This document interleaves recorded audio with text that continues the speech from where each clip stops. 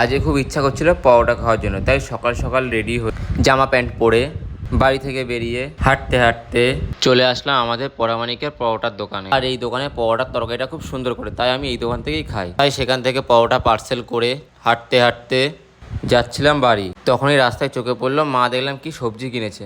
তারপরে চলে আসলাম বাড়িতে, পরোটার তরকারিটাকে বাটির মধ্যে ঢেলে বসে পড়লাম পরোটা খাওয়ার জন্য।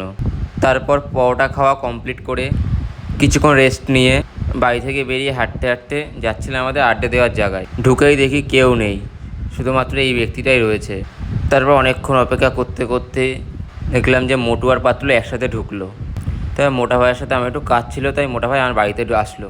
তারপর আমার বাড়িতে ঘরে ঢুকে আমাদের প্রিয় মোটা ভাইকে বললাম তুই একটু বস। ও একটু হালকা করে বসে নিল। তারপরে আবার এর সাথে যাচ্ছিলাম একটা চায়ের দোকানে চা খাওয়ার জন্য। আর গিয়ে দেখি চায়ের দোকান বন্ধ ছিল, তাই আবার চলে আসলাম। তারপর এদের সাথে একটু গল্প সল্প করে